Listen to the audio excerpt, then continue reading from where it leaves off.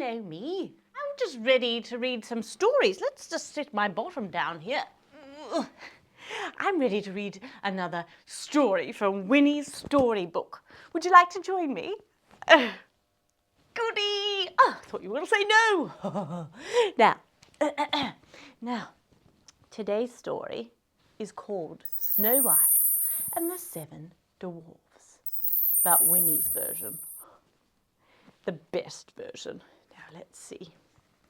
Okay, so get yourself comfortable, settle in, and let's proceed with the story of Snow White and the Seven Dwarves. Okay. Once upon a time, there lived a princess named Snow White. She had skin as white as snow. Oh. Lips as red as the stop sign. Stop. Okay, go. And hair as black as a bat. She was kind, curious, and most importantly, she made the best fairy bread in all the land. Oh, I love fairy bread so very much. Do you? Oh. Now, Snow White made it with perfectly soft bread. The exact amount of butter and rainbow sprinkles that fell like magic snowflakes. Oh, perfect amount. Her fairy bread was legendary. It made squirrels cheer. Yay! Worms sing. La la la la la. And unicorns poop glitter. But the glitter type. Wow. You know, I did once camp overnight just to get a taste of the warm, fresh, ready-made fairy bread that Snow White made. I took it to a wizard party and I told everyone that I made it. And no one will ever know. Oh, toodle poop. Did I say that out loud?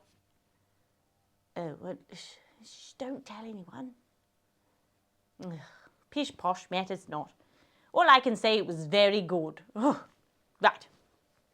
Anyway, back to the story. Snow White's stepmother, the Queen, was extremely jealous. She had trained at the Royal Academy of Toast, but no matter how hard she tried, putting more butter on, cutting them into shapes, even diamond sprinkles, her fairy bread was always meh. And every morning the Queen stood in front of her enchanted kitchen mirror and asked, "Mirror, mirror on the wall, who makes the fairiest bread of all?" And the mirror replied every day, "Your bread is nice, no need to frown, but Snow White's is the best in town."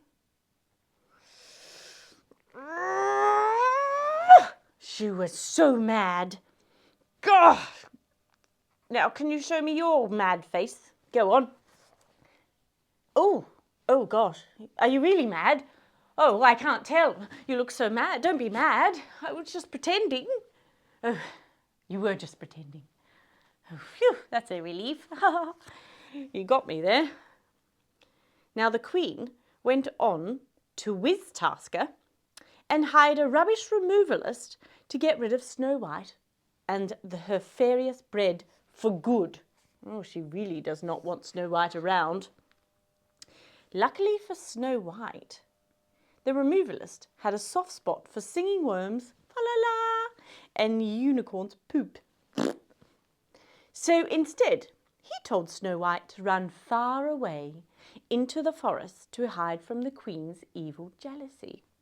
Well, that's lucky. But so Snow White, off she ran, and she ran and ran and ran and ran until she stumbled upon a tiny, cosy little cottage. And inside were 7 tiny chairs, tiny, 7 tiny mugs, even tinier, and 7 pairs of muddy boots. Oh, they must have been jumping in muddy puddles. How fun! I do love muddy puddles. Do you? They're so fun. Now, conveniently, inside the tiny kitchen was all the ingredients that Snow White needed to make some fairy bread. So off she went because, boy, she was starving. So in she went and started baking. And later that night, 7 dwarves returned from the mines. And they were shocked to see the princess in their kitchen. She was surrounded by 7 tall stacks of fairy bread, all the way up to the roof, ready to be eaten. Oh. Now the 7 dwarves have heard of this world-famous fairy bread, and they did not wait to tuck straight in. Oh, yum. The dwarves decided to let her stay. And they took fairy bread as a weekly rent, of course, which is fair enough, I think. And they introduced themselves. So there was Doc. Hello, I'm Doc, the leader of the group. Doc was the leader of the group. There was Grumpy. It's cold and wet outside, he said. I think he must have forgotten his morning coffee. Then there was Happy. Hello, I'm Happy, and that's also my name. Wow, that is actually a big coincidence. There was Sleepy.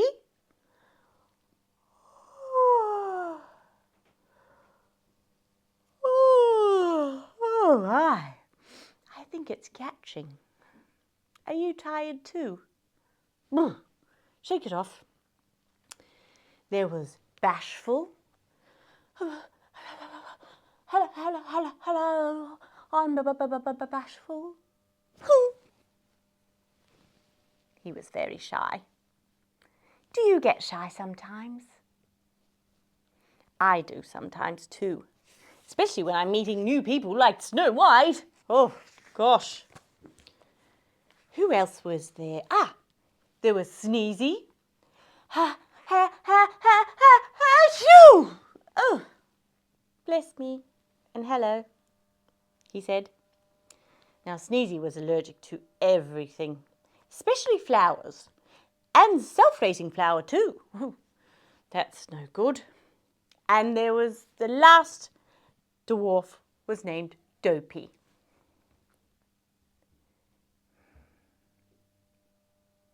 A few moments later.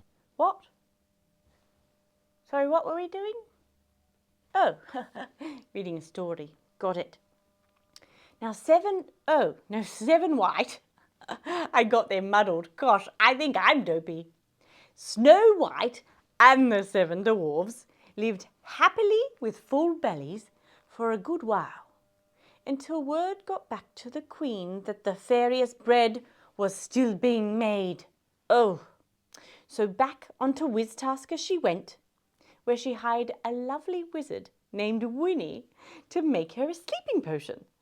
Now this wizard had orange hair, it was very curly, she had red safety schmoggles and a big green hat.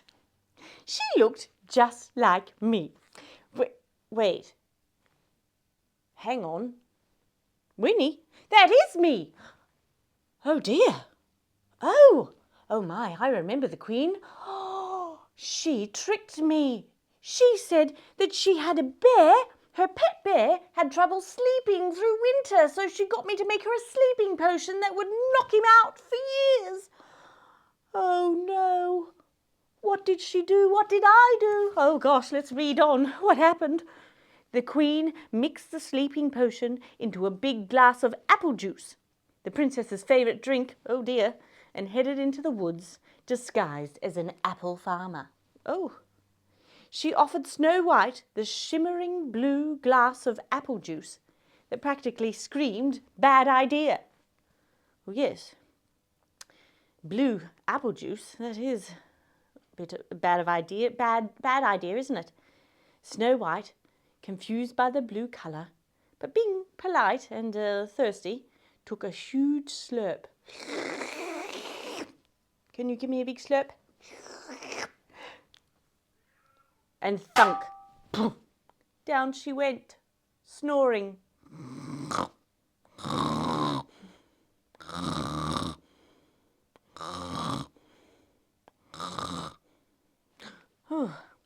The dwarves were devastated. No one could wake her. They placed her in Grumpy's bed, who was obviously very unimpressed by that, where she slept and slept and slept and slept. Well, of course she did. I put so many extra Zs into that potion. Oh, tittle poop. But luckily, oh, this sounds good, a handsome prince with a great head of hair, that's very good, was already on his way to the cottage to try Snow White's famous fairy bread. And when he discovered that he couldn't eat any fairy bread, he started crying, and he cried and cried and cried.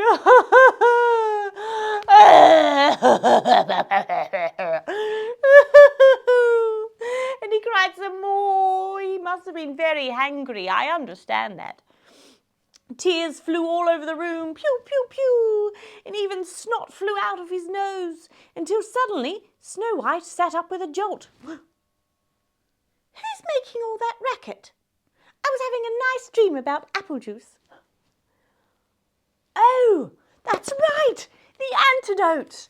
That's it, the one antidote to a sleeping potion is a handsome prince's tears. And when you mix that with snot, works like that. Oh, this is a good news story. Oh, the dwarves cheered, yay! The worms sang, la la la la, and the unicorns pooped glitter again. And Grumpy even smiled. Oh, though he denied it later. The prince invited Snow White to run a fairy bread cafe at his castle. She accepted and employed the 7 dwarves as sous chefs, who mostly just taste tested the goods. And the queen was banished from baking or serving apple juice ever again. Oh, good. So apart from the queen, they all lived happily ever after. Oh, that was such a sprinkly good story. Oh, did you love it? I loved it. Well, if you did enjoy listening to Winnie's stories, please come back to my garden and come see me and Terry, and hopefully Gary will show up sometime.